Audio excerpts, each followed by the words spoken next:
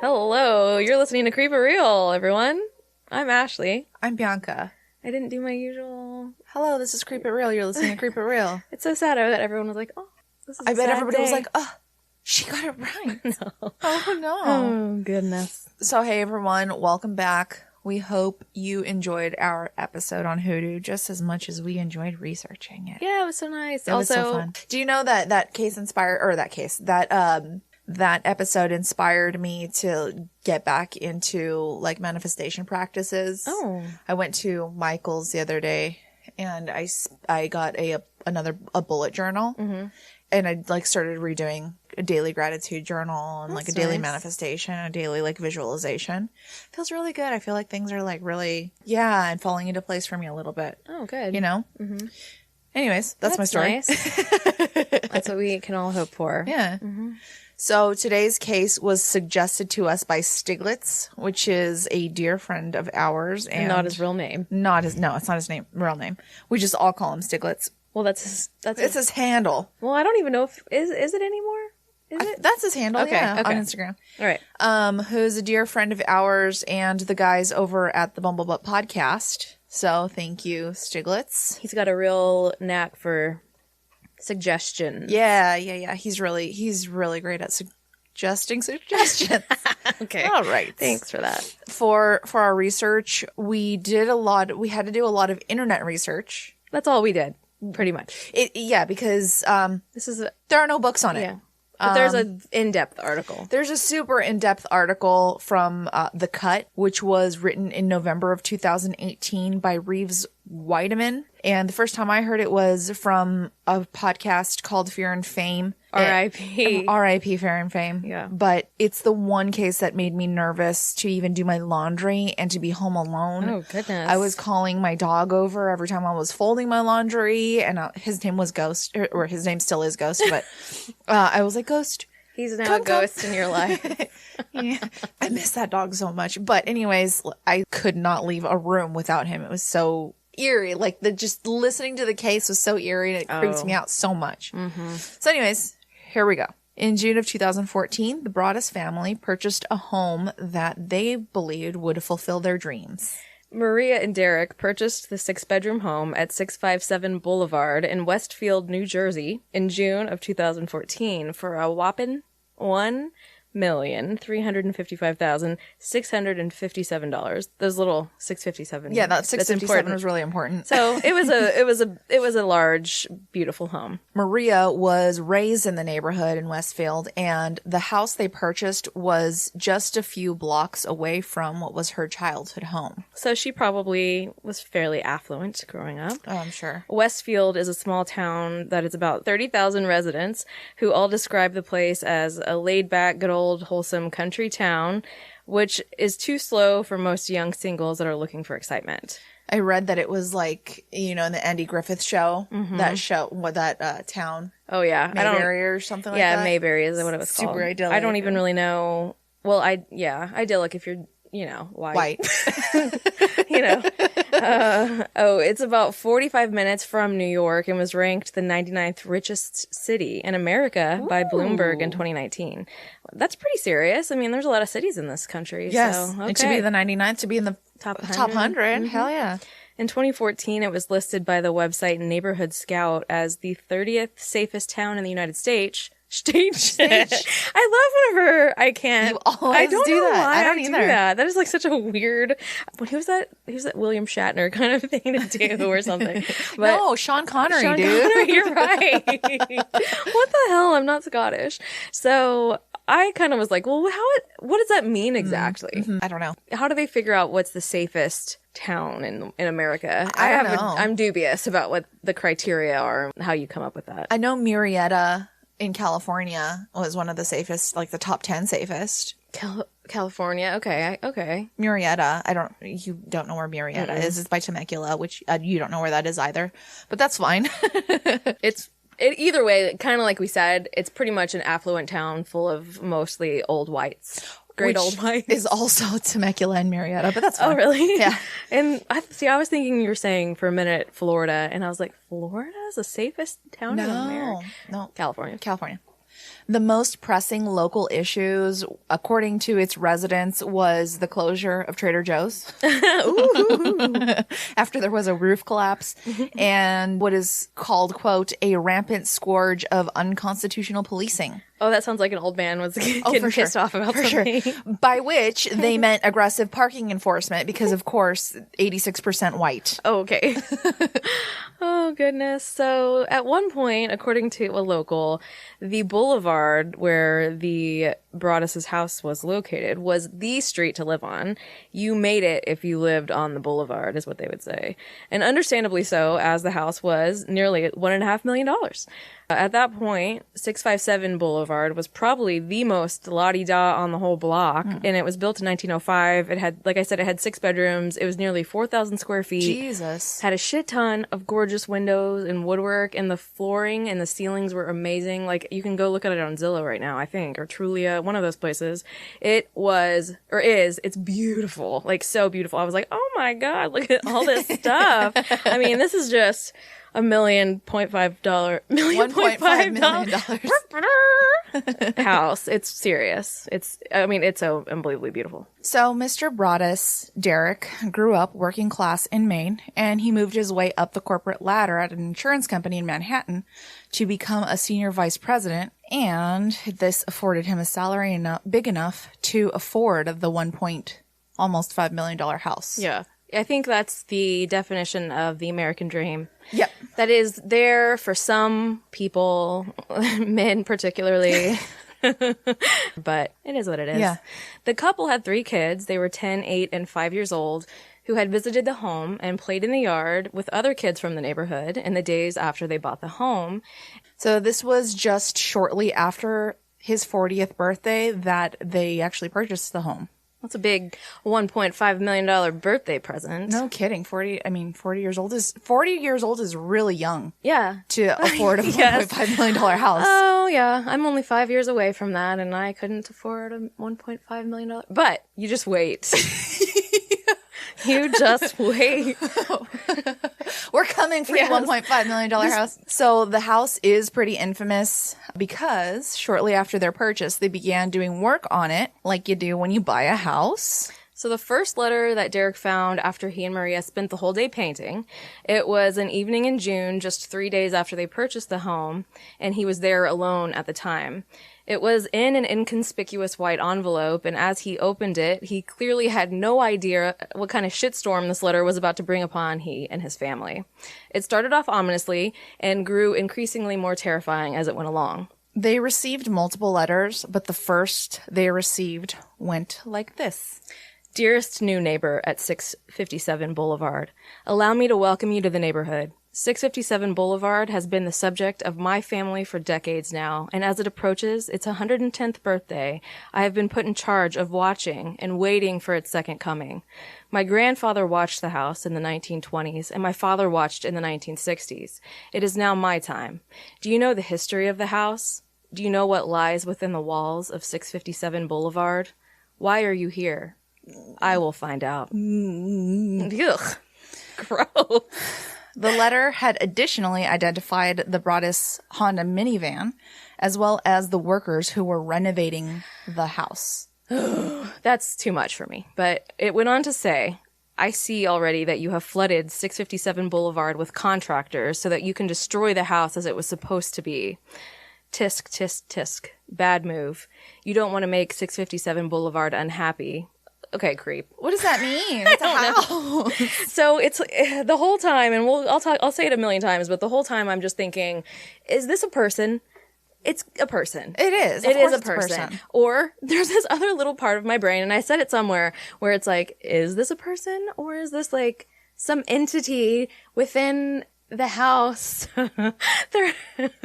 It's just that to me, they're both creepy. Like, they're equally creepy in my eyes. I know for most you're like, a real person is creepier, but some of the things that it says are just a lot. What are you meaning? Yes. Okay. Yeah. Earlier in the week, Derek and Maria had gone to the house and they chatted with their new neighbors while their children ran around the backyard with several other kids from the neighborhood. The letter writer seemed to have noticed this. You have children. I have seen them. So far, I think there are 3 that I have counted. Do you need to fill the house with the young blood I requested? Better for me. Was your old house too small for the growing family? Or was it greed to bring me your children?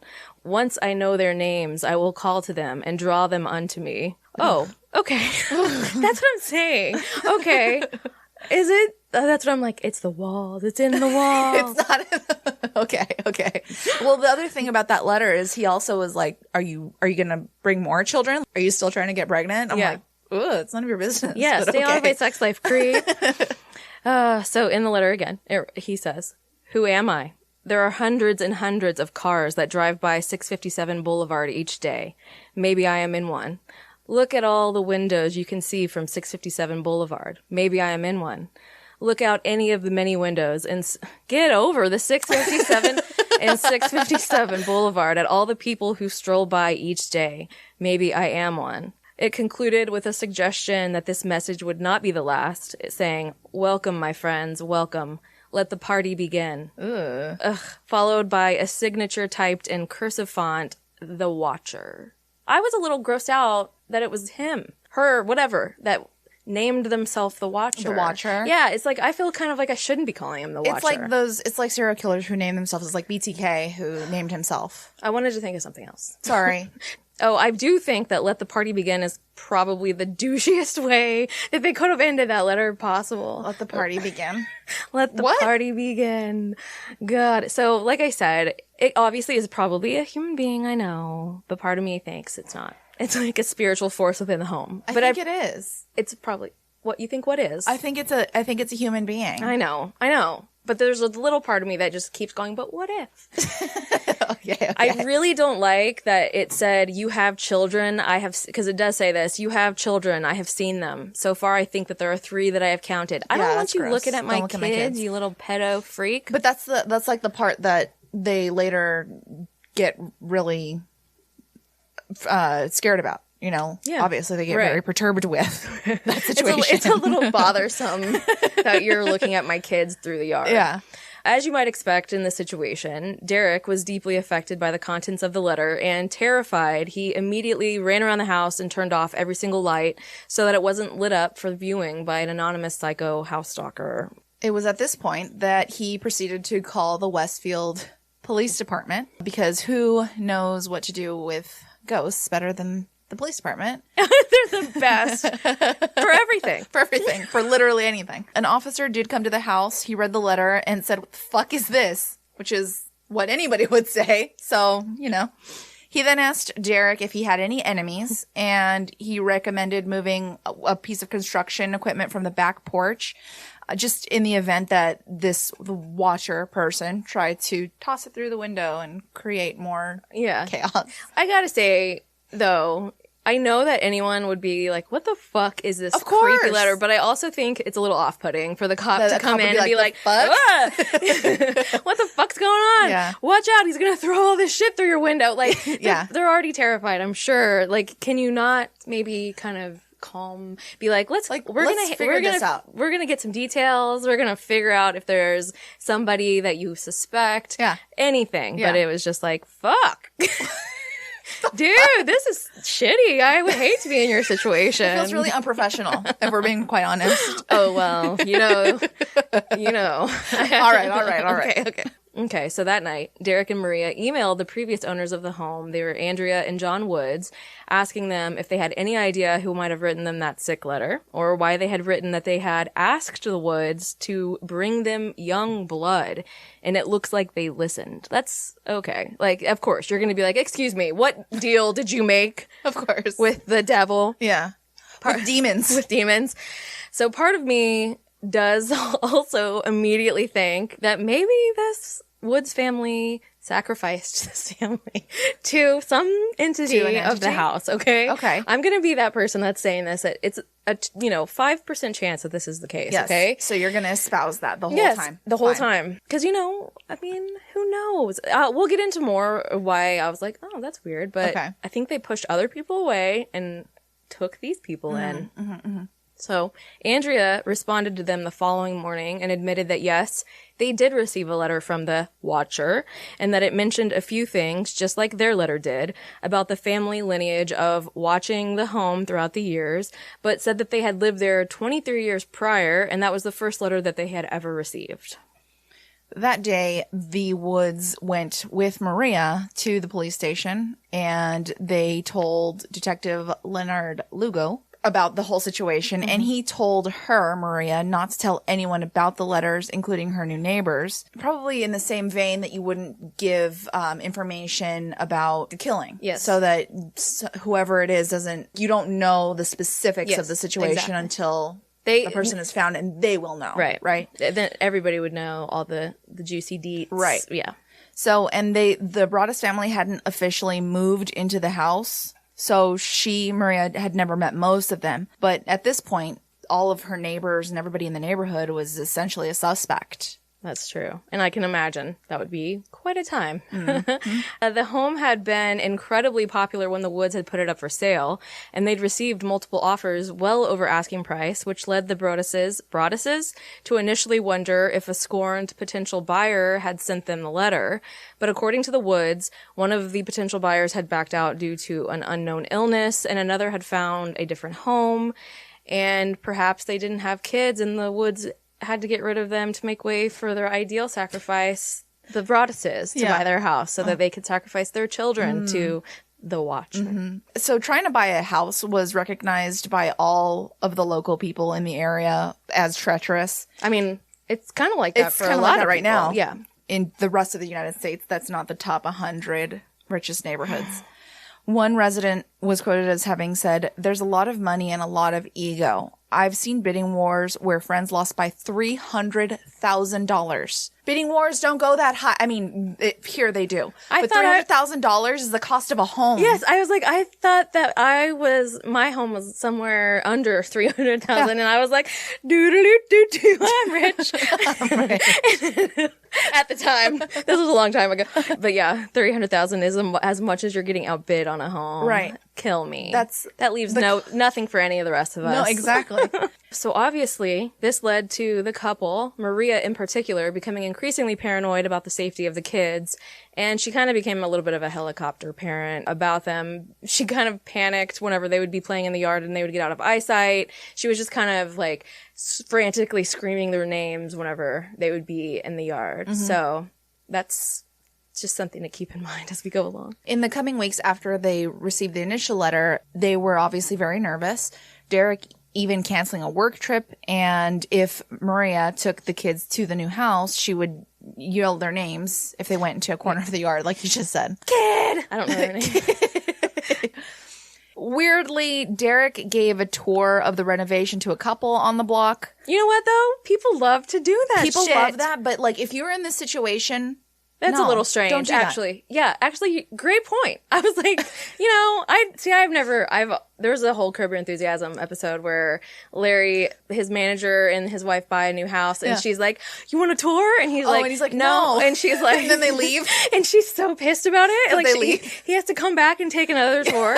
And I've always been like, yes, because I don't care. Like, I really don't care. Unless you're, I don't care. I don't care. My parents used to do that with like guests, which fine, that's fine. But like now that I'm thinking back on it, I'm like, who cares? Well, great. Now I've just besmirched your whole family. That's fine. No, that's fine. My grandparents did the same thing. But like looking back, I'm like, I don't think they really gave a fuck. No. Anytime anyone ever asks, like, you want a tour? And I've said, oh yeah, it's only because I'm trying to be nice. Polite. Yeah, for sure. You know. But the wife told Derek, it'll be nice to have some young blood in the neighborhood. That is weird. Which is weird that she would say. That's weird. That's a weird phrase. No, and I talk about it like in a little while, because when we talk about like a synopsis of the suspicious events. But it's weird, but would it be as weird if this wasn't if it wasn't in the context of this situation? I'm like, I've probably heard people say that before. Yeah. But because it's being said, it's like, what the fuck is this lady doing? Right, you know? Right. It's just that kind of coincidence that was said. And it makes it really weird. But maybe it's not. But it could be weird. Right. It's possible. Fair. So the general contractor had arrived one morning to find that a heavy sign that he had hammered into the front yard had been ripped out overnight. And 2 weeks after the first letter arrived, Maria stopped by the house to look at some, I guess, paint samples and to check the mail. She then recognized the same thick black lettering on a card-shaped envelope and again called the police. Oh, no. The letter said, "Welcome again to your new home at 657 Boulevard.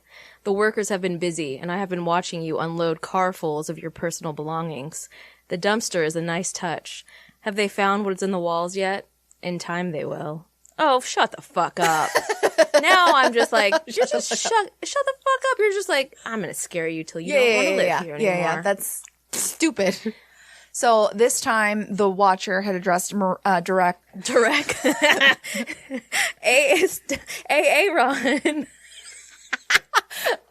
This time, the watcher had addressed Derek and Maria directly, misspelling their names as Mr. and Mrs. Broadduses, which was spelled as Braddus.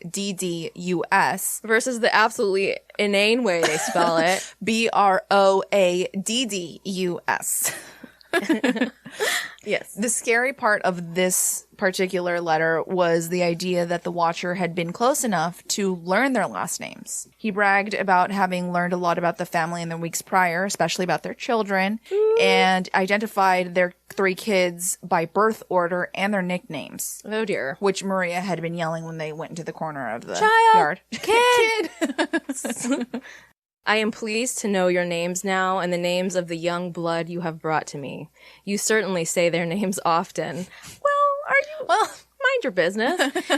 The letter then asked about one child in particular whom the writer had seen using an easel inside an enclosed porch, asking, "Is she the artist in the family?" That's troubling. An enclosed porch? Right. Why are you looking? It's enclosed. Right. For a reason. It's not meant for you to see. As we'll see when I go over some of this stuff a little bit more, that doesn't make any sense. The letter continued. 657 Boulevard is anxious for you to move in. Oh, God. I'm starting to get a sexy vibe from these letters. You're starting to get turned on and it's weird. "It has been years and years since the young blood ruled the hallways of the house. Have you found all of the secrets it holds yet?" Man, they will not stop asking that. "Will the young blood play in the basement, or are they too afraid to go down there alone? I would be very afraid if I were them. It is far away from the rest of the house. If you were upstairs, you would never hear them scream. Will they sleep in the attic? Will you all sleep on the second floor? Who has the bedrooms facing the street? Whose business is it? It's none of your business. I'll know as soon as you move in. Ugh. It will help me to know who is in which bedroom. Then I can plan better." Oh my God. This person has you think it's try-hardy? a limp dick You think it's try-hardy? syndrome. I think it's try-hardy. Yes. It's such an angsty. Yeah. Yeah, it's angsty, and it's really obvious that there's some vendetta, and they're just trying to scare them from the house. Or it's a ghost, everybody. It's possible. "All of the windows and doors in 657 Boulevard allow me to watch you and track you as you move through the house. Who am I? I am the watcher, and have been in control of 657 Boulevard for the better part of 2 decades now. The Woods family turned it over to you. It was their time to move on, and kindly sold it when I asked them to." Real quick, I just remembered. So if you're a realtor, you can look up titles and who purchased a house. Right. It's very easy, actually. Yeah. And if you go on Spokeo or whatever, you can do the same thing. Well, and just going to county records. Anybody can do it if they pay. Exactly. Because I do it all the time for work. Exactly. So, is it a neighbor? Well, it's so easy to find out these people's names. Okay, we can talk about it more when we start discussing it. Or when we discuss our theories or whatever. Fair. Oh, so first of all, they sold it when I asked them to. I bet. So 657 Boulevard is my job, my life, my obsession. And now you are too, Broadduses family. Welcome to the product of your greed. Greed is what brought the past 3 families to 657 Boulevard, and now it has brought you to me. Have a happy moving in day. You know I will be watching. Derek and Maria stopped bringing their kids to the house because of their discomfort with a random-ass individual writing letters to them about the kids. Going, "Hi, saw your daughter painting in an enclosed room. Yuck. They were no longer sure when or even if they would move in. And several weeks later, a third letter arrived stating, Where have you gone to? 657 Boulevard is missing you. Ugh. Okay, so let's break down some of these creepy little things that are going on in these letters. Let's break them down. They addressed the Broadduses by name. So does that mean that someone, like you were saying, did someone look them up? Did somebody actually overhear it in person? Was somebody standing so close that they heard them calling their children? See, that's the thing. They don't have children's names on the county documents. That's true. But in 2014, there was Facebook and MySpace. Girl, I do so much looking up with people. Maria does have a Facebook account, which people chastise her about. And he has a Twitter that I went and looked at. Or is this just some kind of misdirect to give them the idea that they just learned their names? You know, that's the other thing I was thinking is some of this stuff sounds like somebody has something against this family. It doesn't necessarily have to be the neighborhood. It could just be that they don't like them. And they're like, you got this nice ass house? Well, I'm going to fuck that up for you. Yeah.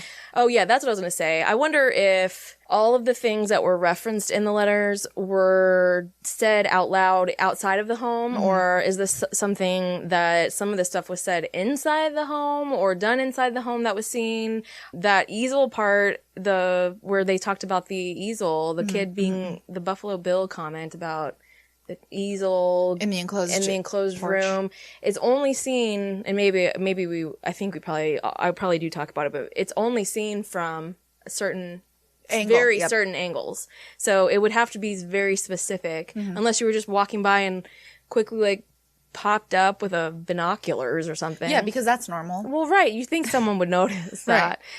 Oh, I would like to know if the Woods were selling their house before they got that letter, or if they got that letter and then decided to sell their house, because that really does kind of give some of their actions either the clearance for not being shady or they're shady as fuck. Right.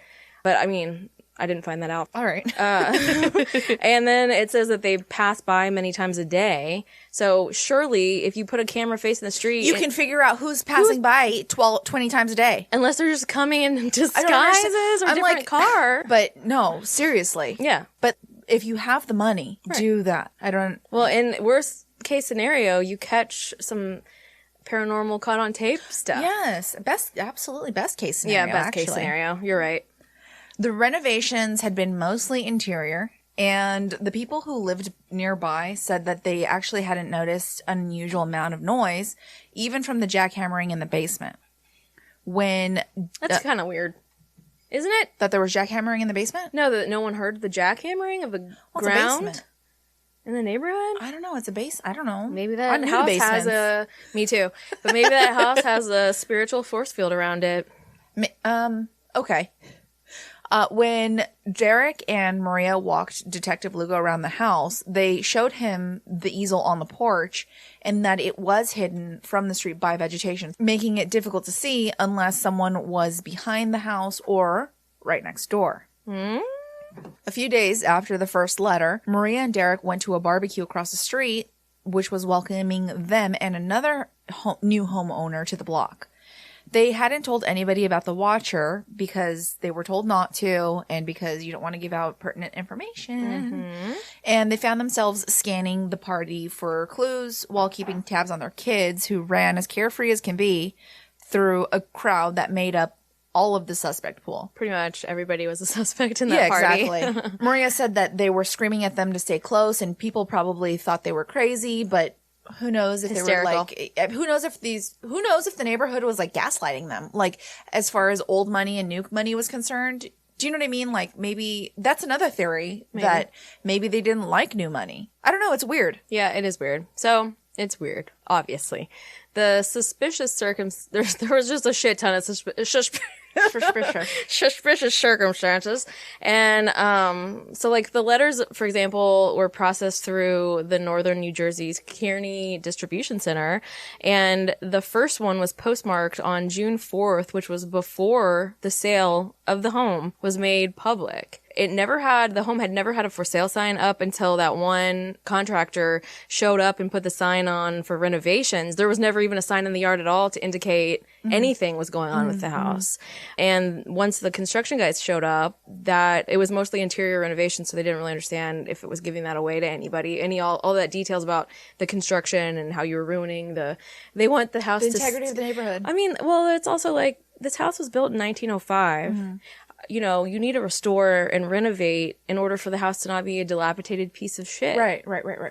So, regardless, I wonder how someone could have figured that out, though. The sale of the house. Maybe, I guess, if you are super sleuthing it and you were already watching out for it, or maybe you are a realtor or somebody who has access to that information already. That to me, unless they put it up like if they put it up for sale by owner, a realtor, that's not necessarily on the MLS. Yeah. So it's not going to show up unless a realtor is scouting it, you know? Like, I don't know. Well, and I doubt that 1.5 mil was for sale by owner. Yeah, that's so true. No FSBO. I've never seen that before. So it was listed, I'm sure. So if it was listed, then that means that there were some people who were aware that there was maybe an active. So then the general public wouldn't know that there was a house for sale. And the county doesn't usually record stuff like right away. Exactly. They recorded the day of the close of escrow.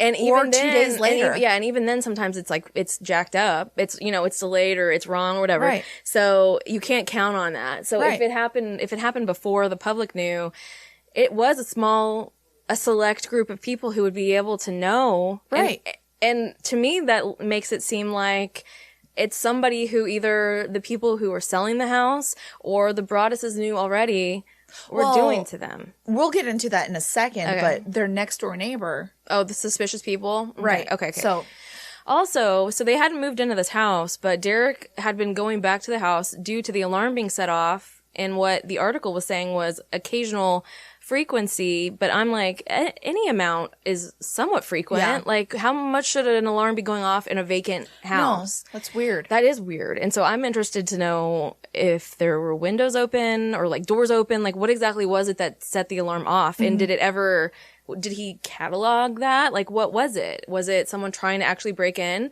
Or was it a spirit from within? Okay. It could have been. You always think it's a spirit. I don't always. So at one point, Derek was chatting with a neighbor of his, John Schmidt. He lived 2 doors down, and John... If I still pity, would you call me Superman? Isn't that band? Is that Alanis Morissette? 2 doors down. Oh, isn't that 3 doors down? Oh, shit. I was like, oh, it's so perfect. It just is right there. Okay. All right. Okay, sorry. When John Schmidt told him about the Langfords who lived between them. Peggy was in her 90s, and several of her adult children were all in their 60s and lived with her. Oh. He said that the family was a bit odd but harmless. He did describe one of the younger Langfords, Michael, who didn't work and had a beard like Ernest Hemingway, as kind of a Boo Radley character. Old Man in the Sea. Mm-hmm. Okay. And this description made Derek come to the conclusion, somehow, that the case was solved. Mm-hmm. The Langford house was right next to the easel on the porch. The family had lived there since the 60s. And this was when the watcher's father, the letter's son, had begun observing 657 Boulevard. Oh. Richard Langford, the family patriarch, had died 12 years earlier, and the current watcher claimed to have been on the job for the better part of 2 decades. Since the 80s, I've been watching your house. Oh, thanks. Well, okay. So according to Sandy Langford, Michael's sister, he had been diagnosed with schizophrenia when he was young.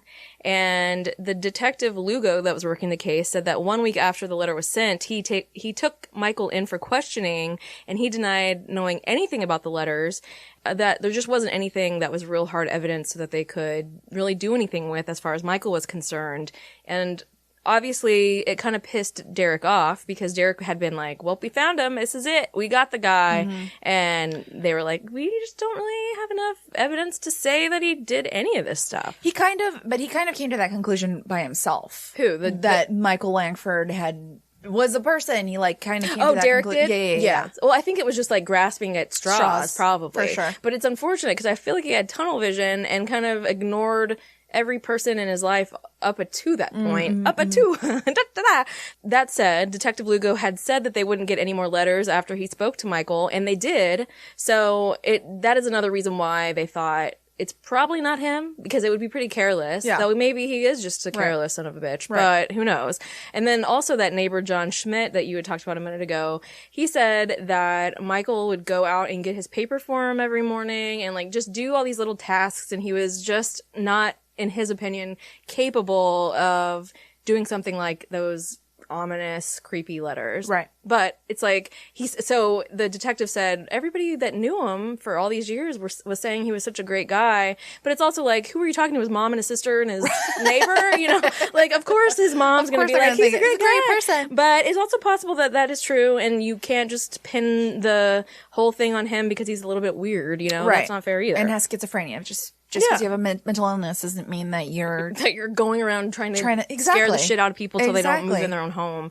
So the house painter, Bill Woodard, who was helping the Broadduses renovate their home, he said that there was a couple that lived behind them that had 2 lawn chairs that were placed in what he called a strangely close position to their yard, and that one afternoon he looked out and there was an older guy sitting in one of the chairs.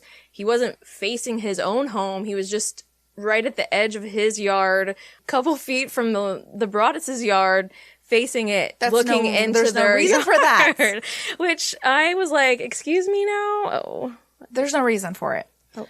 So Michael obviously denied knowing anything about the letters, but the Broaddus family said that Detective Lugo had told them that the, quote, narrative of what he said matched things mentioned in the letters. Oh my God.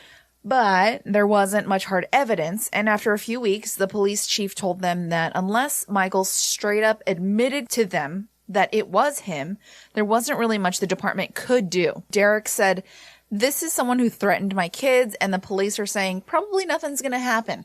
Probably isn't good enough for me." Probably you could just somewhat rest on your laurels. Yeah, it's not going to happen. Probably a little. Just take it easy. After the second letter, Derek told the cops that if they didn't take care of the situation, they would have a different kind of case on their hands. Oh dear. I wouldn't threaten the police department when you're asking for their help, but that's just me.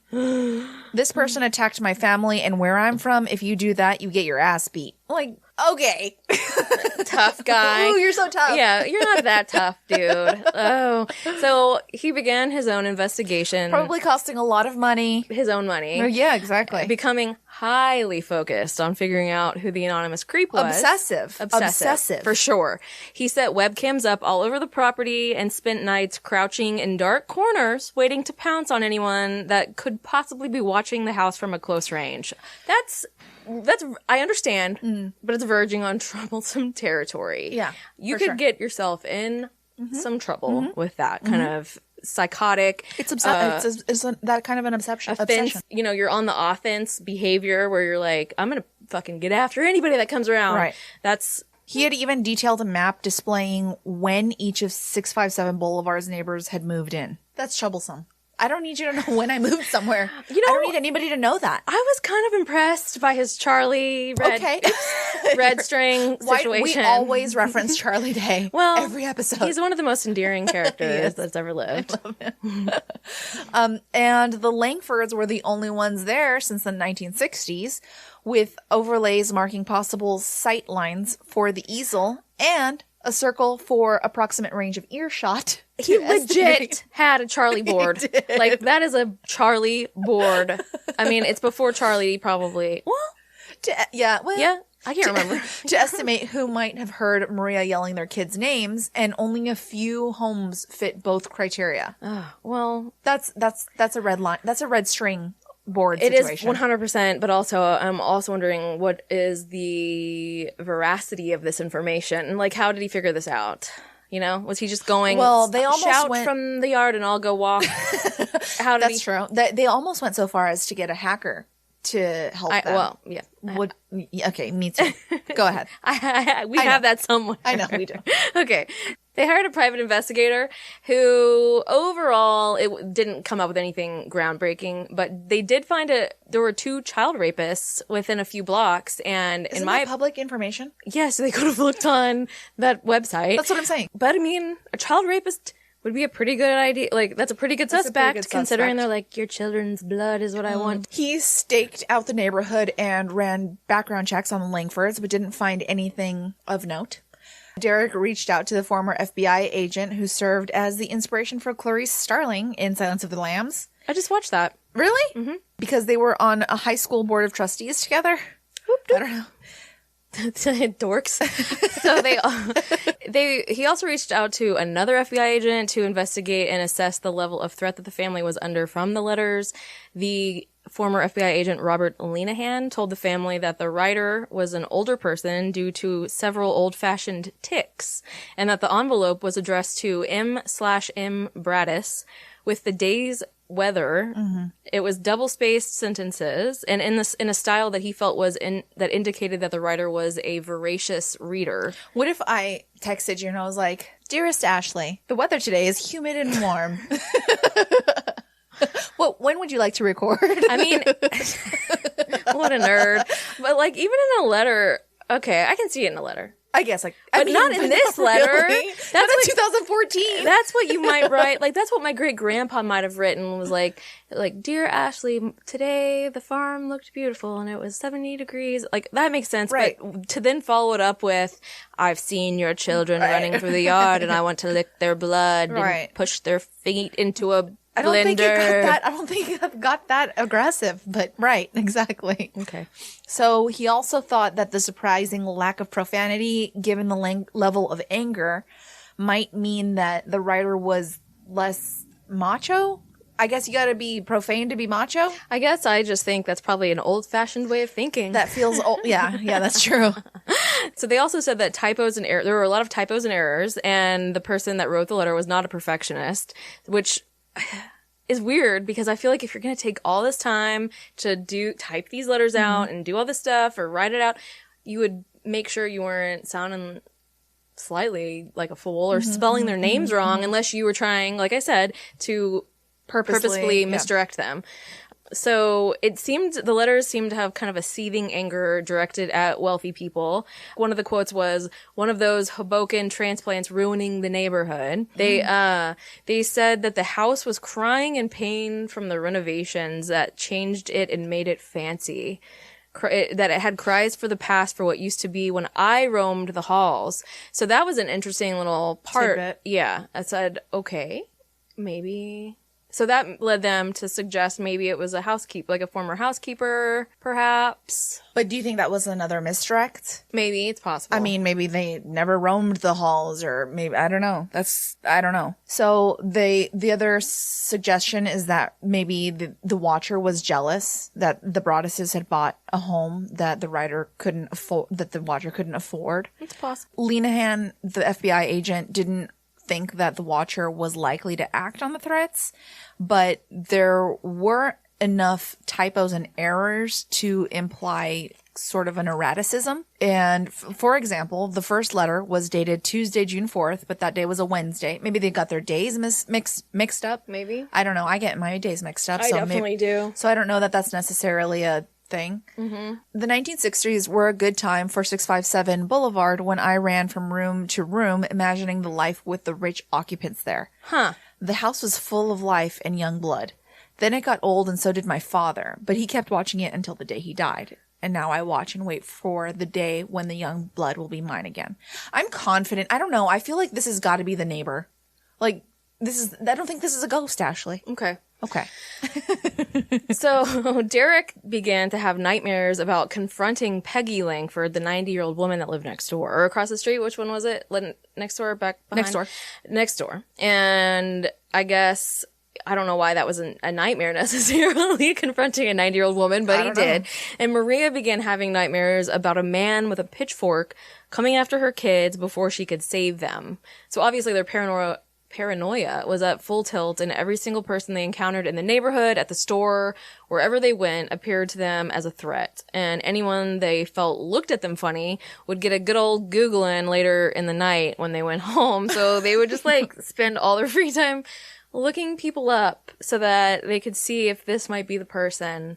At the store, if someone looked at them sideways, they went home and tried to find their information. But what is that? How do you Google someone with their face? I don't know. I don't know. I guess maybe they figured out before. How do they figure out who it is? It's a small-ish town, I guess.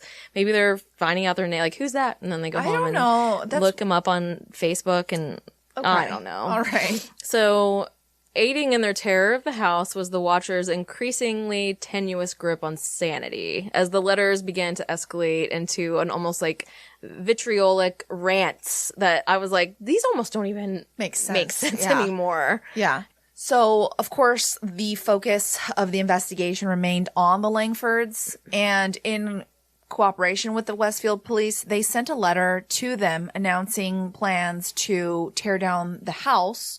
And this was done in the hopes of eliciting a response, like some sort of another letter from the Watcher, but nothing actually came of it. Mm-hmm. And Detective Lugo brought Michael in for a second interview, but again, of course, got nowhere.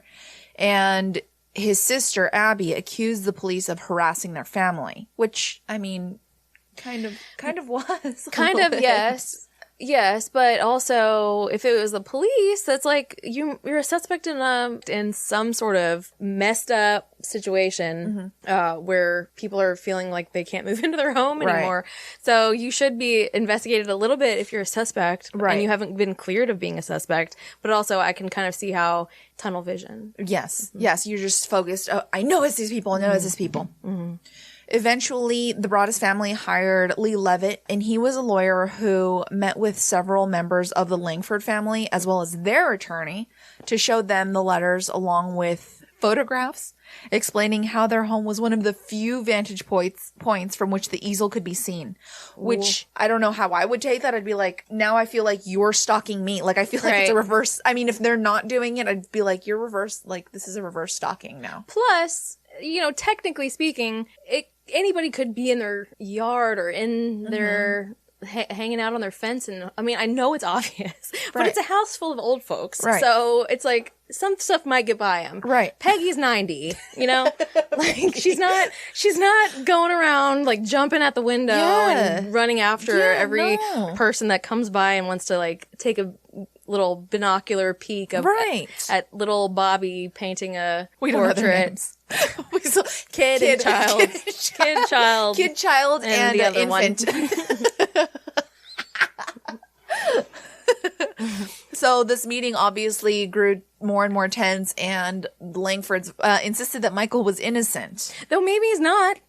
But maybe he also is. Well, I know. But I started thinking about how the letters they broke down insanity. Yeah. Maybe he was having kind of a episode or something. Is an episode a terrible thing I don't think to that's say? terrible. Okay. I think that's the case. I think that's the word. Okay. But by the end of 2014, the investigation had stalled.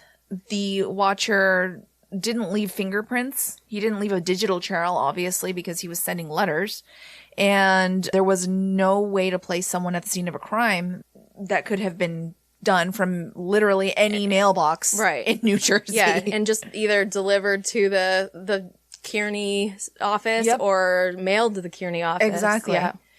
The letters could be read closely for possible clues, or they were just dismissed as nonsensical ramblings of a sociopath. Scott Krause, who helped investigate the case for the Union County Prosecutor's Office, stated that it was like trying to find a needle in a haystack. Yeah. Of course it was, because it's trying to find where this letter came from literally anywhere in New Jersey. But I mean, also, it makes me wonder, how hard did you question the family about their personal attachments? Well, and then there's I think we're going to get into it at the end, and there's like a whole other thing about how much investigation did the police department really do? Yeah. Right. And so in December of that year, the Westfield police told the Broadus family that they had run out of options. We've exhausted every option. All of them. So the renovations were finished within a few months, and that included a new alarm system. But the idea of moving in wasn't something that they were even considering any longer, even considering that this purchase was a dream come true for them. And $1.5 million house is a dream come true for anybody, right? No. Oh, okay. That painter that we were talking about, Bill Woodard, said that they were so joyous about their new home, and then within days they were petrified. It didn't help that the watcher seemed to be getting more and more unhinged. And he said that Maria was just barely knew him and was like turning to him with crying in his arms, like and just totally panicked Yes. all the time. Yes. Which, I mean, God, I'm a paranoid individual, and so that would be bad. That would not be good. I would be a wreck if I felt like I've never been broken into even in my home. And so I always thought, oh my gosh, when I really think about that, that seems very scary to me. Obviously for anyone, but Right. it's just such a violation of my personal, space, and I wouldn't know what to do with myself. I would definitely not be moving in. No. Unless I was just walking around wielding a bunch Hatchet? of giant swords all the time and stuff. I'm Okay. a sword wielding kind of gal. Okay. I guess I'm a hatchet wielding kind of gal. No, I would be too. I'm like, just let me have a hatchet. Fine. You're Texan. You should be. You can't take the hatchet. All right. You wanted swords. I took a hatchet, but I can't have it. The minute you had a hatchet, I wanted that hatchet. All right. Okay. So in another letter sent to them, the watcher said, 657 Boulevard is turning on me. It is coming after me. I don't understand why. What spell did you cast on it? It used to be my friend, and now it is my enemy. I am in charge of 657 Boulevard. It is not in charge of me. Who are you trying to convince? Seems like it is. I will fend off its bad things and wait for it to become good again. It will not punish me. I will rise again. I will be patient and wait for this to pass and for you to bring the young blood back to me. 657 Boulevard needs young blood. It needs you. Come back. Let the young blood play again, like I once did. Let the young blood sleep in 657 Boulevard. Stop changing it and let it alone. What do you want? Do you want me here or do you want me not here? Sorry, go ahead. That's exactly... You're seriously now chiding me for not bringing my family here when you were like, I'm watching you. You're going to be destroyed if you live here. I'm going to suck your kids into the walls. And now you're like, No, why please, didn't you just come here? I can't believe what you've done to me. And what a little baby. This person. I almost think it's a man. I almost do. Like, I was thinking it was a woman. Oh, wait. I forgot about that. Yeah, it's fine. God damn it. Because that sounds like such a little... I know. So the Broadus family had sold their old home, and this obviously caused a financial strain on them because now they had to pay the mortgage and they had to pay for expenditures on a house that they didn't even feel safe moving into. Mm-hmm. So they moved in with who you want to move in with when you're a married couple. For sure, with just 3 children. Yep. Their in-laws. Oh, yeah. Maria's parents. Woot woot. Maria decided to see a therapist after a routine doctor's visit that began with the question, "How are you?" and caused her to burst into tears. The therapist said that she was suffering post-traumatic stress that wouldn't go away until they got rid of the house. 6 months after the letters arrived, they decided to sell 657 Boulevard and initially listed it for more than they paid. Easy as that. Yeah. That's fine. It's just been 6 months. We'll just list make it some for money. more than we paid for it to reflect the renovations they'd done. But of course, in such a well-to-do neighborhood, gossip got around about what was going on with the house, and rumors about it began flying. Which is always the best thing in the world to do, is let rumors fly. But again, they were told not to say anything. But So how are they supposed to know what fact and fiction is? letting rumors fly just means that George down the street is like, they're raping kids in that house. Right. It's any rumor. Whatever. One broker emailed to say that her client loved it, but that there are so many unsubstantiated rumors flying around, ranging from sexual predator to stalker. The watcher kind of seems like a sexual predator. For sure. That they needed to know more. So obviously, this, like, we're gonna just sell the house is not quite as easy as it first maybe appeared to them to be. Right. Eventually, all the difficulties that they were encountering led the Broadduses to filing a legal complaint against the Woodses, who were the previous owners. And they said that they should have disclosed the letter that they received from the watcher, just like they told them about water getting into the basement on occasion, which I kind of agree. Yes, but that's not the way that real estate works, unfortunately. Well, I know, but it's just a matter of, like, if you received a letter, for sure. Legally, I know they have nothing. Right. But as far as just basic human decency, you probably should have told the person once they were actually in negotiations, been like, hey, listen, by the way, I got a letter. It was weird. It's the first time it's ever happened. But at least in that case, you're free and clear of it. Otherwise, you've really put yourself in a position that you've put kind of bad out, whether it's because of just omission or you're purposefully keeping that to yourself. Right. I'm making a deal with this house devil to come take these people's children one by one.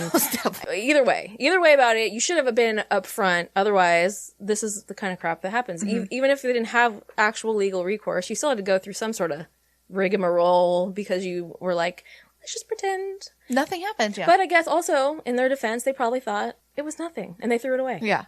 Unless they said that they hadn't had anything for 23 years. So if you randomly get a letter, you're going to feel like, I don't know, like maybe this is just a one-off. So the Broadduses sent a partial disclosure mentioning the letters to interested buyers and told their realtor, who was Coldwell Banker, that they intended to show the full letters to anyone whose offer was accepted. Not really, I mean, again, not really necessary. Yeah, it's like over, yeah. And a lot of preliminary bids had come in much below asking price, but they were not, at this point, they weren't ready to take that big of a financial hit. And they only wanted to share the letters with people who were likely to purchase the property. Right. No one even got that far, even after they lowered the price more. And a Coldwell agent who hadn't read the letters told them in an email that they were being unnecessarily forthcoming. Kind of. But also, don't be garbage, yeah. Right. But regardless, they insisted on showing those letters because Derek said, I don't know how you lived through what we did and think you could do it to someone else. I agree. I do. Yeah, as a good person, I do too. I think in any kind of world, if you're thinking about balance, you can't put that out there like you're doing without expecting something. And I'm not saying karma, but, you know. I am. Well. Derek and Maria contemplated what they would have done if the previous owners had told them about their letters from the Watcher, or their one letter from the Watcher. The Woods, who were both retired scientists, told the Broadduses that they remembered the letter they received as more strange than threatening because it was the first one that they received in 23 years. And they had never ever had any additional issues, and also mentioned that they never felt watched. They said that they rarely even locked the doors. I mean, being in such a well-to-do neighborhood, right? It's crazy, though, to think that they never locked the doors in 23 years, hardly, and then this other family can't even move in because of how fearful they are for their lives. Right. So that in itself, unless the Woodses made a deal, then that in itself leads me to be like 99% sure that it has nothing to do with the house. It's them. The Broadduses? Yeah. But even though they said that nothing ever happened and they rarely locked the doors, the Broaddus family felt the name The Watcher was ominous enough to merit mentioning to a new family moving in. And a year after they bought 657 Boulevard, they filed a legal complaint against the Woods couple, arguing that they should have disclosed the letter. And they had hoped to reach a quiet settlement. Their kids didn't know about the Watcher, and their lawyer assured them that at most a small legal newswire might pick up the story. Well, on the Today Show a few weeks later, it's a small... You may have heard of that show. Local broadcast. Right. Tamron Hall said, "We do some creepy stories, and this might be top 10 creepy." A local reporter had found out about the complaint, which included snippets of the Watcher's menacing threats. And after a very late attempt by the Broaddus family to seal it, the story went viral. Oh, dear. So this was when there were news trucks camped out at 657 Boulevard, and a local reporter set up a lawn chair to conduct his own watch. Was he neighborhood watching on his lawn chair? Yes. He had beers, a little mini grill. This is like He's camping out, Making looking for a creep. hamburgers. Yeah. A pedo creep. The Broadduses family got more than 300 media requests, but with advice from a crisis management consultant referred by one of Derek's colleagues, they decided not to speak publicly to spare their kids even more attention. They eventually left Westfield and went to a friend's beach house. Oh, that's a tough life. I know, it's really rough. Oh, God. Now they have to go to their friend's beach house. It doesn't have a water softener. Terrible. Eventually, they sat down with their children to explain the real reason that they hadn't moved into their home. So obviously, being kids, they had a lot of questions. Who is this person? Where do they live? Why are they angry with us? And Derek and Maria didn't really have answers, just like you wouldn't have answers to answer to your children why you can't move into your house. Yeah, they don't have any answers. Maybe because they don't want to ask the questions. I'm starting to wonder what kind of disclosures what kind of things they didn't disclose to everyone. Was there were there affairs going on? Did anyone have an affair this whole time? I'm just starting to get real suspicious of these people. I'm sorry. You went from ghost to affairs. Oh, it could still be a ghost. That's fine. Okay. After the letters became public, the watcher for us in the true crime community was a real-life mystery to solve. A commenter on NJ.com suggested ground-penetrating radar to find whatever the watcher claimed was in the walls, but the home inspector had already looked and told Derek the only issue was the aging home's lack of insulation. Listen up, though. That home inspector did not look in all of the walls of the home. You don't think? No. Why? I've never seen a home inspector Look inside go through That's true. every wall true. in a home. That's They true. like are looking at very surface level. They're looking at things. specific things and they do go through a checklist. You're right. They didn't x-ray the wall. Yeah. And then a group of Reddit users obsessed over a Google Maps Street View, which showed a car parked in front of 657 that one user thought had a man holding a camera in the driver's seat. And as Reddit is wont to do, got a lot Obsessive. with it. And so, of course, the most rational comment was that it was probably just a pixelated glare. Yeah. The range of proposed suspects included a jilted mistress, a spurned realtor, A local high schooler's creative writing project. and guerrilla marketing for a horror movie, which, by the way, the story was made into a movie. A TV movie. It's not a real movie. Okay. It's not a real movie. It's a TV movie. Some people just thought they were wimps for not moving in, saying things like, I would never let this sicko stop me from moving into a house, never back down from a terrorist. In Westfield, people were on edge, and Lori Clancy, who taught piano lessons in her house behind 657 Boulevard, might have been the lawn chair person, said one of her students went in for a lesson shortly after the news of the watcher broke and started bawling because she was terrified to walk down the boulevard. I mean, I can understand that. Also, maybe you did it, so... Yeah, because maybe it was the lawn chair house. Yeah, maybe you're a creep. At the Westfield Town Council meeting, Mayor Andy Skibitsky assured everyone that the watcher hadn't been heard from in a year, and the police investigation was, quote, exhaustive, even though, as we'll discuss, many neighbors had never even been interviewed or even made aware of the situation, so how in the hell are you going to call it exhaustive? Around the time that the Broadduses received their first letter from the watcher, another family who had lived in their home for years with grown children had also received a letter, but just threw it away, only coming forward after the news broke and investigators tracked down the daughter because she had made a post on Facebook about how, hey, we received a letter like that too, but we just threw it away because we didn't give a shit because we didn't have little kids. And so that's weird. That is weird. And it's weird that they weren't told about it. There was no. Why did they also receive the... you think it was the same family at the barbecue? What do you mean? Because there was another family who moved in. Oh, but it was just a random family. No, they'd lived there for years. Yeah. Weird. I don't know. So was it just a matter of them sending out letters to anybody and then whoever took the bait was who they focused on more? You know? It's kind of like, well, maybe. I don't know. Yeah. So this was, of course, news to 657's neighbors, of most of whom had never heard from the cops, like she just said. And they stated that, Quote, "We are confused as to how a thorough investigation can be conducted without talking to all the neighbors with proximity to the home." Duh. That's not even a thorough investigation. That's just a plain out investigation. That's not even an investigation. That's just like a... Well, I'm just saying, like, I am a low battery. But an investigation means that you fucking talk to the neighbors, dude. Right. Anyway, it's ridiculous. Like, you're saying that they're the suspect and that the family shouldn't talk to them, but that You're just telling the family that you're investigating, but without actually doing the research. How do you say that your neighbors are suspects? Don't give them any details because they might be the ones doing this, and then neglect to talk to them. But we're also not going to do any research. We're not going to ask them anything. Yeah. That's so strange. Just stay suspicious of everybody. But then again, when it comes down to it, it's like, this is actually just creepy and not really threatening as much as it could be, I guess. It's like it's one of those situations where, like, how seriously are the police going to take this? Right. You know? Because they're like, we've got real shit going on, Right. and you're talking about a letter that you wrote yourself, you know, or whatever. I know. Under the glare of national attention, Baron Chambliss, Baron Chambliss, a veteran detective in the Westfield police, was asked to also take a look at the case.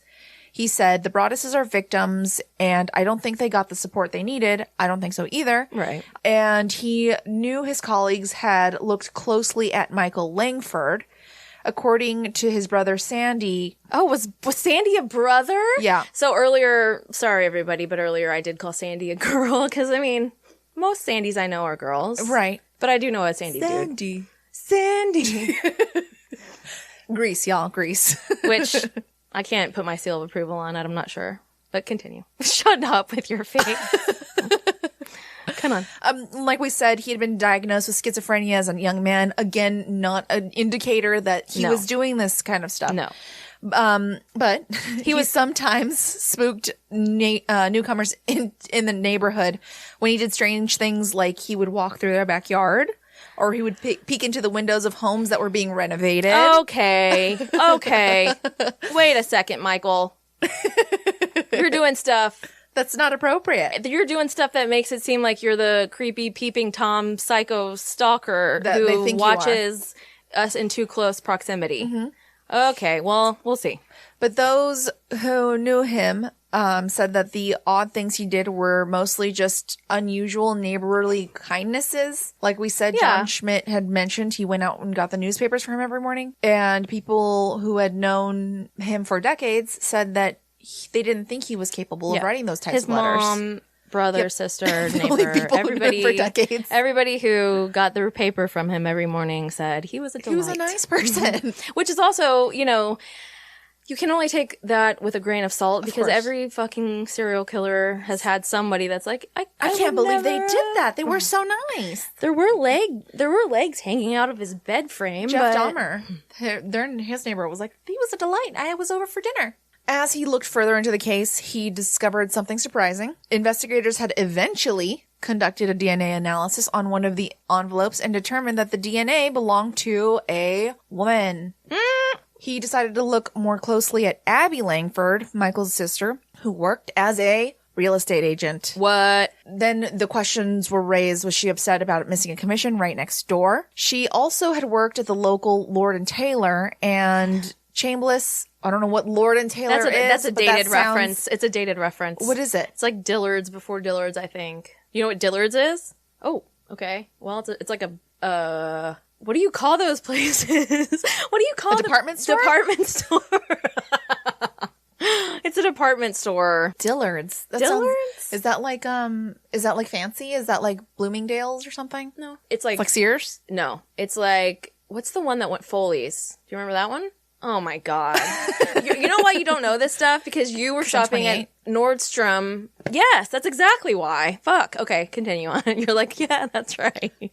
Yeah. I know. It's but okay. I wasn't shopping there. My mom was shopping there. Yeah, I know. Okay. Yeah, I know. And Chambliss coordinated with a security guard there to grab her plastic water bottle during a shift. That feels not a little iffy that you're. I don't like that. You're talking to someone that works with her and having him steal a water bottle. That's a little iffy. I don't. Regardless, feel like that's professional. Like it's no. not. Well, I don't think you could use that. No, you can't. There's no way. Chain of evidence is a little murky. It totally is. And you're not a cop anymore. Right. But continue. But he said the DNA sample wasn't a match. Great. So you're just stalking her and grabbing her things, but it's not a match. It's fine.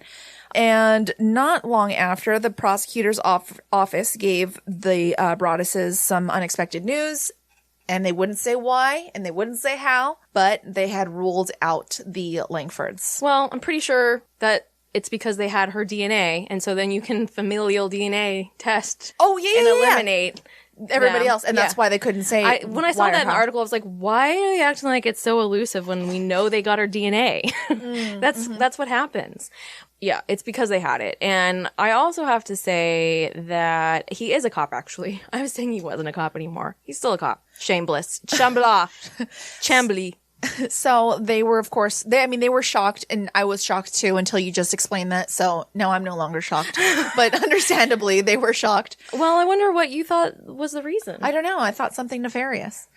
They had recently told the prosecutors that they planned to file civil charges against the Langfords and wondered if they were lying to prevent the story from blowing up again. They had moved to the Boulevard in 1961 and never caused a problem for anybody, Sandy Langford had said. And then all of a sudden, Sandy says this guy gets all these letters and people are pointing fingers. I do have to say that I really don't know. I don't know how I feel about this. That you're going to file a civil lawsuit in what regard? Harassment? Oh, the Langfords were going. I thought that the Broadduses were going to file a lawsuit against the Langfords. No, I think they were. I think that is what it is saying. That's what I'm thinking. Yeah, harassment. I don't know. Maybe the Broadduses felt like the Langfords were harassing them, and therefore they had the if they wrote the letter, right? But they were so convinced. Yeah, you have no ground to stand on. No, there is no ground. Okay. But they were convinced. Okay. Anyways. I really do wonder, though, about that real estate agent aspect of it, because I do too. We were talking about how you would have to.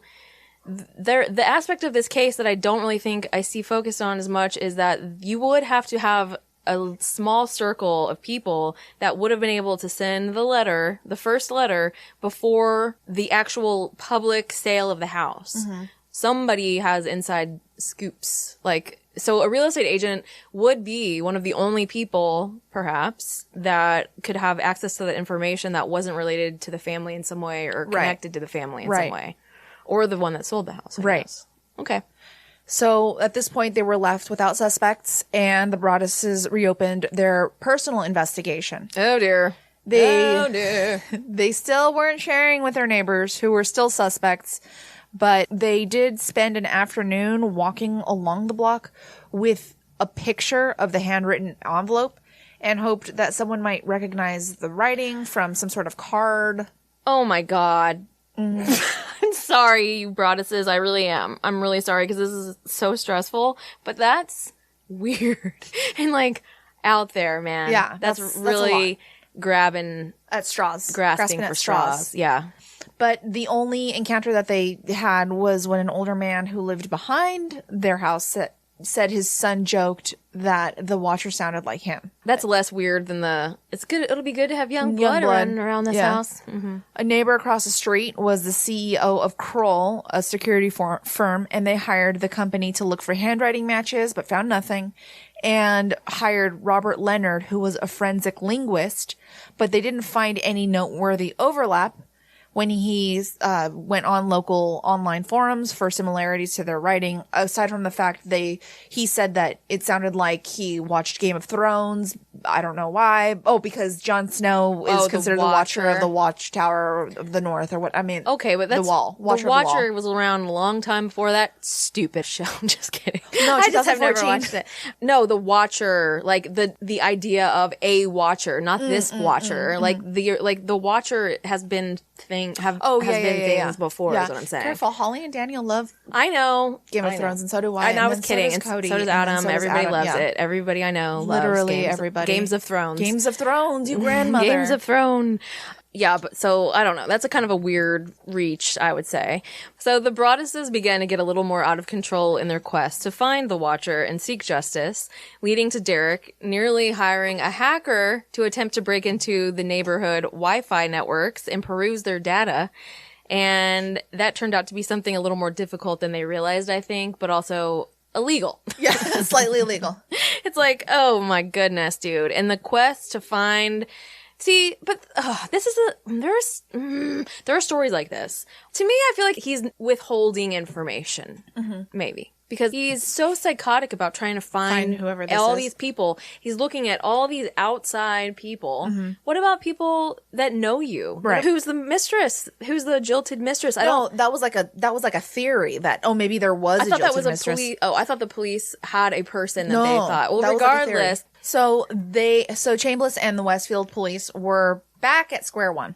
They asked Andrea Woods for a DNA sample and interviewed her son, who was 21, and was obviously surprised that all of a sudden he became a suspect, even though the DNA on the envelopes was female. But maybe the DNA on the letters was the mail carrier. Exactly. Maybe it was, because I really feel like even though the police detective thought, or the former FBI guy thought the writing seemed feminine because there wasn't, fuck you. Yeah. I think it sounds like a total guy. I think it sounds like an old man, to be honest with you. Like that sounds like an old... Like an emasculated man is what it sounds like to me. Okay. He's like, that's how that's the vibe I get off of every single letter. I love when you make that frowny face. So a year after the fact, obviously, it's going to be hard to find fresh leads. And the initial police canvass had been so poorly conducted that it missed one significant clue that was that another family on the Boulevard had gotten a similar note from the Watcher. Pretty serious clue. I mean, that's another reason why you go talk to the fucking neighbors. rest of the neighborhood, so that you can see if anyone else has gotten this shit. Exactly. Holy moly. They really did a poor job.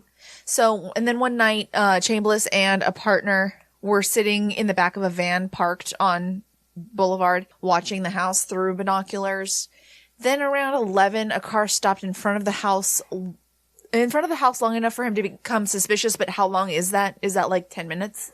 Like how long does it cause you, like what arouses suspicion? I think any amount of time beyond like maybe 10 seconds is suspicious for you to be just start stopping in front of a home. Unless you're doing, I don't know what you'd be doing. Fair. I don't know why you would be stopping in front of someone's house. He said he traced the car to a young woman in a nearby town whose boyfriend lived on the same block. And the woman told Chambliss, because he confronted her, that her boyfriend was into quote some really dark video games, including video games. This old timey fuck. Yeah, I know. Where one he was playing as a specific character called the Watcher. As for the female DNA, he figured that the girlfriend or someone else could have helped, and he was living somewhere else at the time, but said that the boyfriend agreed to come in for an interview on 2 occasions. He never showed up either time. Probably because he was like, I don't give a fuck about some fucking letters. You know? Yeah, exactly. I don't want to come in and talk to you, your old asses. Exactly. So he obviously didn't have enough evidence to compel him to appear, and with the media attention dying down with the case, he dropped the case and moved on. For the rest of Westfield, the story became only a little bit more than a creepy urban legend, and no one who had lived in the house before the Woods family could recall anything unusual, and it was also hard for people to imagine that their perfect little neighborhood could have something so sinister. A woman who lived there said that after the news broke, she and 10 or so of her neighbors had gathered in the street to puzzle out who might have sent the letters. Okay. Eventually coming to the consensus that maybe the Broadduses had sent the letters themselves. Which, yes. Obviously, many people began to think it was an elaborate scheme to scam the Woodses out of millions of dollars. Yeah. But the suit against them obviously was dismissed, so they didn't get anything out of it, and I don't think that's really what it was. No. Of course, the public is going to turn on them. you know, that happens in generally all cases of anything in the public. Right. And it's possible that they concocted this whole story themselves, but it doesn't seem likely considering that they did end up losing out on $400,000 in the sale of their home, which sold for like, I think it was like $950, which is a shit ton of money. Still. Don't get me wrong. But they still lost out on as much as you would buy a nice house for. Yeah. I mean, yes, exactly. And it's definitely a little bit difficult. I mean, I feel bad for them, but at the same time, it's like, you lost the amount of money as a very nice house, you know, like in the deal. So you're not hurting. It's like, it sucks that it happened. So I slightly don't feel bad for you. Yeah. It's hard to feel too bad for you when you bought a house for 1.5 and you're selling it for $950,000. Right. So the theory was that they suffered buyer's remorse or realized suddenly that they couldn't afford the home and had concocted a scheme to get out of the sale. I don't think that's... Or that he was cooking up some sort of insurance fraud, or they were angling for a movie deal. Insurance fraud? Excuse me, what kind of insurance can you file about a harassing letter? I have no idea. I have the harassing series of letters insurance coverage. Like, oh, you don't have that? No. Oh. Oh, wow, that's in my insurance. Oh, it's so weird. It would be. Shut the fuck up. It would be. Or that they were angling for a movie deal, which they had received several offers, but they did turn down. And like we mentioned earlier, Lifetime eventually released a movie called The Watcher. Oh, very creative. Yeah, very. And, but here were the differences in the movie. The couple in the movie was biracial. Mm-hmm. And then the letters were signed The Raven. Oh, The Raven. The Raven. A Edgar Allan Poe fan. Yes. Oh, God.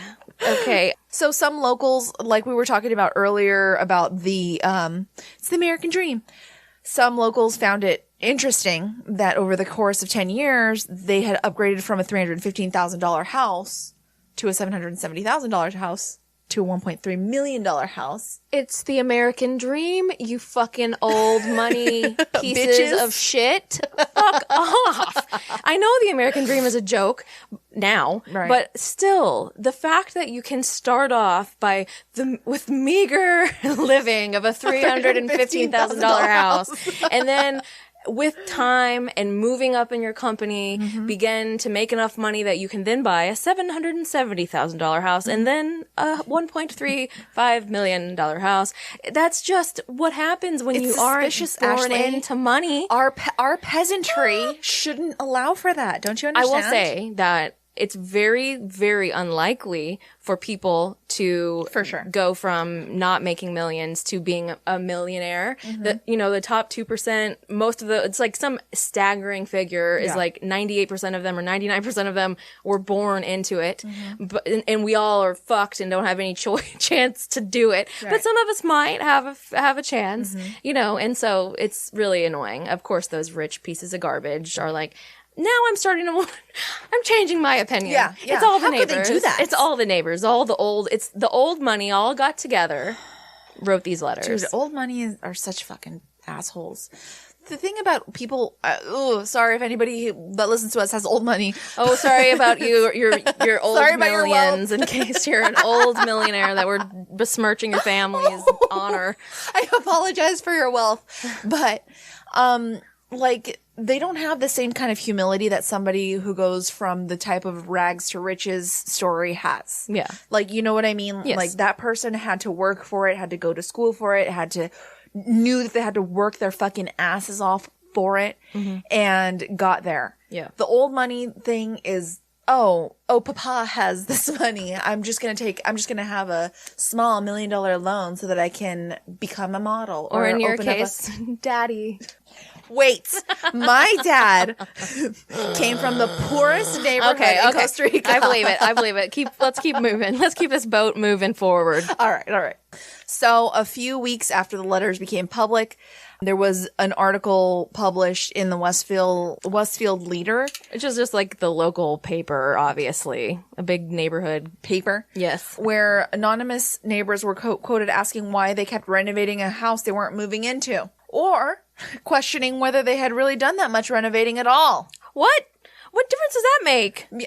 Nope. It's questionable. It even casts doubt on Maria's commitment to her family's safety, even though they never fucking moved in. Right. Citing as evidence the fact that she had a public Facebook page with a photo of her kids. Are you kidding me? You can't have a Facebook page with your kids. I'm pretty sure every mom out there almost has a Facebook page with their kids. Have you seen how many Amy has posted? Hello, Oliver. Hello. Hi, Ollie. The paper did note that the police had tested Maria's DNA and it didn't match. Yeah. So obviously none of the theories made any logical sense, and they had answers to every question. For instance, how does somebody go from a $300,000 house to a $1.3 million house in 10 years? Oh, no. Me and Derek both said it's America. It's America. But they weren't speaking publicly, and the rumors, of course, persisted.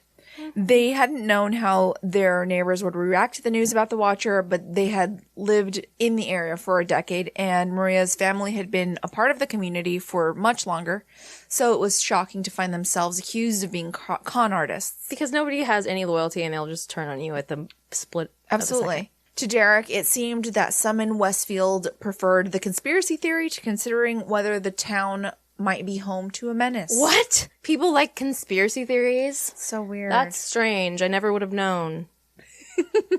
And although Maria looked back fondly on her childhood, she was born a few years after the Westfield resident John List infamously murdered his wife, mother, and 3 children in their home, and also remembered a period when she and other kids were warned to look out for a strange van driving around town. Oh my. So was I. Yeah, everybody. Yeah, there was always the strange van. Yeah, the rape van. A lot of locals seemed more concerned that the national press might ruin Westfield's good name. Property value goes down whenever you know there's a Watcher on the loose. Exactly. Some were primarily worried about arson, vandalism, or whether the Broadduses would have maintained the lawn. I swear to God. This town... Burn it! This is what happens when you let old white people just fester in a place for too long without any interference from anyone else. They're just in a bubble of, like, literally their main concern is that these people haven't moved into their home and maybe their lawn won't get mowed every week. Are you kidding me? Mark Lagrippo, who was the neighborhood's representative on the Westfield Town Council, said the primary concern he heard from the residents was that they were worried about their property value and the stigma of the neighborhood. Yeah. Well, they have their priorities in order. I mean, I will say, it is a lot of, money's a fucking thing that we all need. Yeah. It happens. 2 years after the Watcher's letters arrived, they borrowed money from family members. Money. To buy a second home in Westfield. Using an LLC to keep the location private, smart. Yeah. But staying in town was stressful. The first time Maria let her daughter go to the pool with her friends, she stared at the tracker on her daughter's iPhone the whole time. Mm-hmm. And one of their kids was in a language arts class when the teacher led a debate about whether the family in a book they were reading should move to Westfield. Weird. The class thought that they should, in part because of how safe it was. Afterward, one of the kids told the Broaddus's child, "My parents told me that no matter what your family says, Westfield is safe." Oh, God. Fuck you, you little fuck. Oh, I mean, it's like, who cares? Right. Okay. So they still had to figure out what to do with 657 Boulevard. Their lawsuit was pending and was unlikely and didn't succeed. While some states require sellers to disclose transient social conditions like murders or possible hauntings, California does require that. New Jersey didn't. Derek then looked into renting the house to a department of the VA and a company that runs halfway homes, which probably wasn't going to look too good for the beautiful citizens of Westfield. Yeah, those old folks were like, a halfway house? No. That's like saying that they're wanting to move in a black family next door. What? God forbid.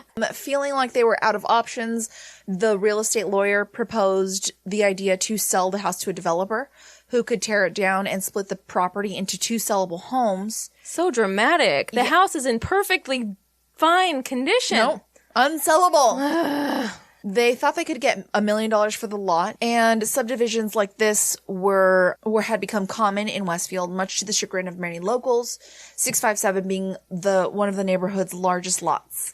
However, dividing it would require the Westfield's planning board to grant an exception, and 2 smaller lots would be 67.4 and 67.6 feet wide, just shy of the mandated 70 feet. Listen, I'm fairly positive that they could apply for a permit for this. I do this every day. Well, when the proposal was announced, Facebook groups lit up. Some expressed sympathy, while others pointed out that real estate is always a gamble. And another whole group was convinced that it was the culmination of a long con. I don't know about that. I mean, I don't know about that either. What did they get out of it? Nothing. They lost money from it. Nothing. I just think it's like one of those things where it's out of control. Like it's out of control, and there's really not going to be anything probably productive that comes from any of this speculation. And here we're doing it too. Not at all. So when the planning board met to decide the application in January of 2017, it had already devoted a 3-hour hearing to the issue, and over 100 residents showed up to the thing. One of them, who lived across the street and had a daughter that had the same, or that was the same age as one of the Broadduses kids, had retained a lawyer to fight the proposal that they had to put those 2 houses in the lot. James Forrest, the Broadduses attorney, explained that the 3-foot exemption, which is really not that much, 3 feet, dude, was as narrow as the easel he was using to display a map of the neighborhood, a map that showed that several of the lots on the block were also too small, but those probably were platted before this law came into play. The neighbors expressed concern that the plan might require knocking down trees and God forbid, the trees, not the trees. And everybody was essentially just aghast. I know there was one person that their main concern was, are you going to put a driveway? I'm going to have to look out my window and look at a driveway. I've been looking at a beautiful front of a home for all these years, and now you're telling me that I might have to look at a garage or a front-facing garage, or a driveway. It's just, everybody God forbid. Yeah, this whole area is just first world problems. For sure. Beyond. Not even first world problems. 1% problems. Yeah, 2% problems. So after the neighbors stood to speak, and a neighbor from across the street said the proposal would spell the end of the 600 block of Boulevard as we know it. A woman whose kids had been to the Broadduses old home for a family birthday party spoke on behalf of nine neighbors and presented 657 as Westfield's Alamo. Which Ashley, the Alamo. No, don't forget it. Remember the Alamo. Don't forget it. Our neighbors are constantly under attack from turf, parking decks, you name it. Oh my God. The horror. The horror. If we can't make a stand on Boulevard, where can we? At one point, Abby God, Langford, I wish you would fight for something that actually meant something, lady. Jeez. At one point, Abby Langford stood up here it is. to say she had spent almost 60... Oh, there it is. So Abby Langford was the one that was like, I don't want to look out at a driveway. The whole thing just screams privilege and literally the most arbitrary reasoning. Right. Trees? Yeah. A driveway? Mm-hmm. Lights? Yeah. Turf. Don't you dare put a fucking driveway in my sight. It lasted for hours, this hearing. And of course, there was very little discussion of the reason the Broadduses had been driven to tear down their dream home in the first place. Tom Higgins, who lived across the street, said toward the end of the hearing, has anybody thought about whether or not this lunatic is and has he been apprehended? And even so, it was pointed out that there was no guarantee the watcher would send letters to the 2 new houses, and argued that aesthetics should rule the day. I mean, I do think it's stupid to tear down a perfectly delightful house that was built in 1905 because you got a scary letter. I agree, but people weren't buying the house, and people were honestly, were people not interested in buying the house, or were they just being stupid and trying to haggle for the price of the house because, they're desperate. Maybe. Which is a huge thing. Mm-hmm. Anyways, he said, putting up 2 houses there is going to stick out like an old client of mine in Texas told me.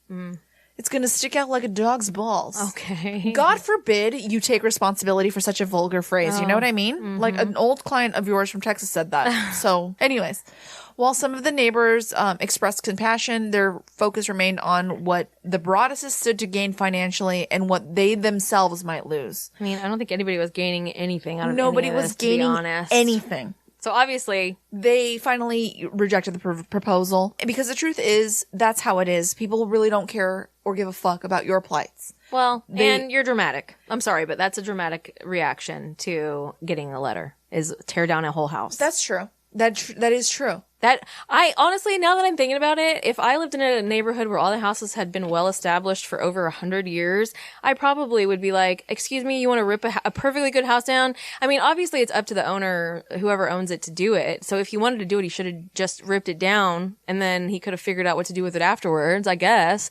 But but I would be kind of annoyed because it's like, now I'm going to have to deal with Construction. Yeah, that's true. You know what? That's true. But that's true.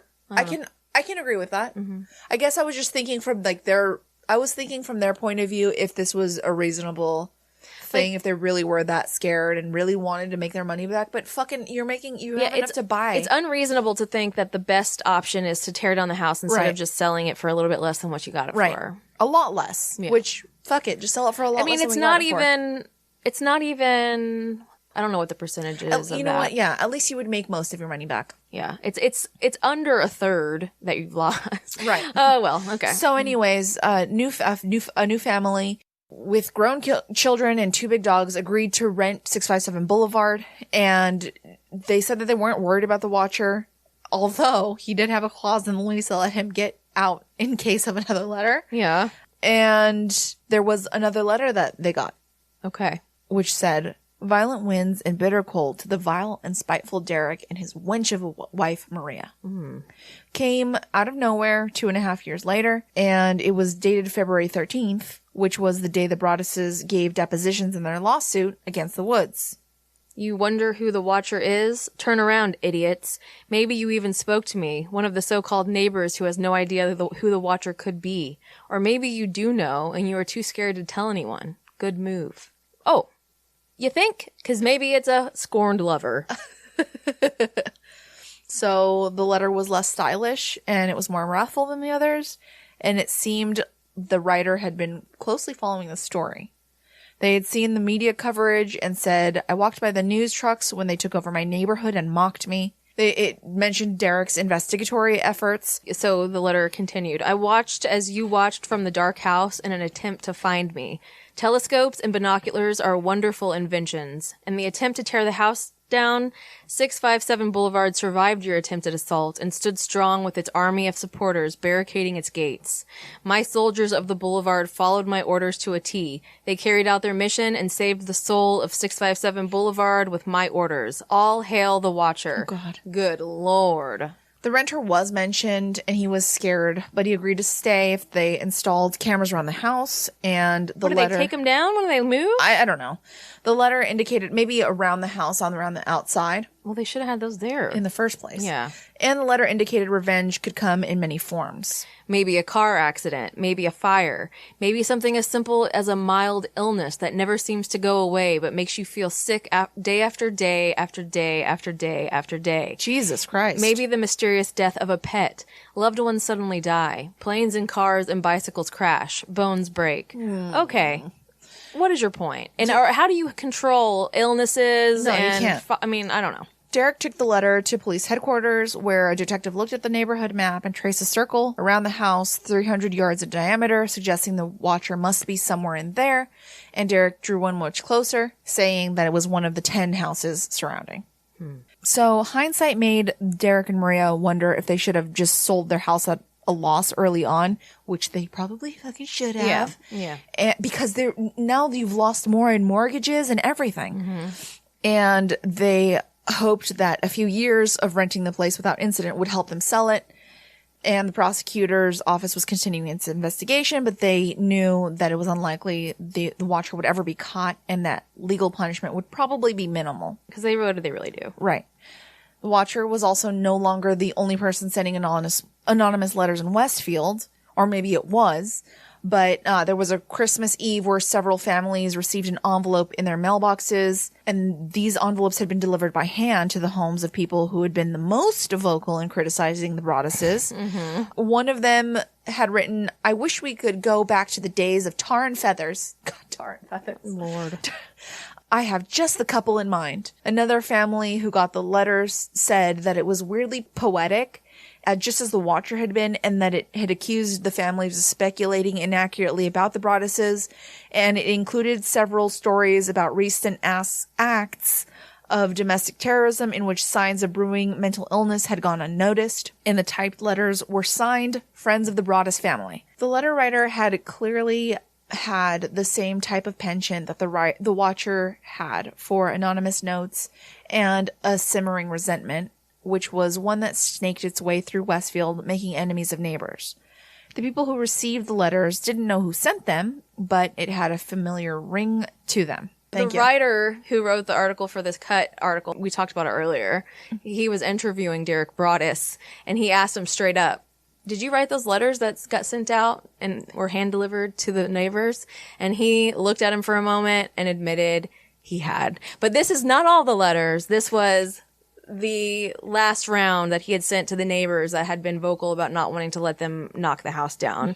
He said he was ashamed of it. He wasn't proud of it, but he had done it because he was just so angry about the fact that he had no recourse for this entire situation that had been done against him. And he was at his wit's end, totally fed up, and he wanted to kind of like poke at these neighbors a little bit. One of the people who received the letters had never even met the Broadduses, but I guess because they had spoken out against them, they had become, enemy number one in their eyes. The Watcher had been obsessed with 657 Boulevard, and Derek became obsessed with the Watcher. It was a sick little turnabout, that's for sure. Everything in the letters that the Watcher had said kind of was set in motion as far as like creating this situation within this family that grew and grew and grew until they were pretty much cutting off their nose to spite their face and ended up losing money and making enemies out of everybody in a town where Maria had grown up for her entire life. So that's great. And then Derek received a fourth and final letter, which stated, "You are despised by the house and the Watcher won." So it did, I think. Whoever wrote that, whoever wrote those letters definitely won out over that family. I mean, and like I was saying earlier, just to like kind of go out what I think it may be, it's either a spurned somebody and that knows them already and that was like, fuck this guy. Maybe it could even be somebody like he got a promotion over him. Oh my God, yeah. And he is seething by the day, seeing him move up, because you start getting promoted and it starts to become easier to get promoted more. For sure. And then make more money. And this person's still down at the bottom, pissed that this guy is buying a $1.355 million house and is going to ruin it for him. It's very possible. And in order to not be suspicious, if you're somebody that's smart, you're going to try to throw them off your trail by sending it to a couple other houses too. And by acting like you don't know them, but you overheard their names and all that little stuff. It's very possible that the letters were just a misdirect and just trying to scare the shit out of them to ruin this opportunity that they were jealous about, for sure. Right. Or it's a spirit. Or it's a ghost. Well, because what was the last thing that happened that I was like, oh, there was something that it said that I was like, oh, but it's probably just the rantings of a lunatic. Yeah. So this is a spooky. I always hated the Watcher. I always hated 657, but now kind of doing a show or an episode on it, I'm like, it's not as spooky probably, as I thought. I know that some people might say otherwise once they are listening, but I definitely, in my opinion, it's like all the person was a bitter little pain in the ass. I mean, that's really what it was. And unfortunately, it's probably the case that this family could have just lived in that house and everything would have been perfectly fine. Yeah. And maybe they should have done that. I don't know, but it's hard to say because it's when you're there, feeling like someone's watching, and like there are a lot of windows. It's a very open house. It's definitely you don't want to move into that house and then create like a fortress and never leave it, right. you know, or never do anything and just close yourselves inside. Right. But at the same time, I don't know if it's any better to have to never move in, move and then and feel like lose all that money. That was like your dream home, and I don't know. And then also in turn, you have made neighbors hate each other. Mm-hmm. You've made lots of people hate you. Mm-hmm. Not to say it's your fault necessarily, mm-hmm. but you did take it and ran with it in a little bit of you yourself became a little bit of a lunatic. Yeah. You know, he was watching the watcher. Yeah. You know what I mean? Yeah. But yeah, so. Hey, thank you, Stiglitz, for suggesting this case. It was a lot funnier. It was very fun. And one more final thing. We wanted to just quickly shout out a small business based out of Las Vegas, Nevada, who does custom orders of tumblers and little gifts. It's at _Little Lunar Craft Co.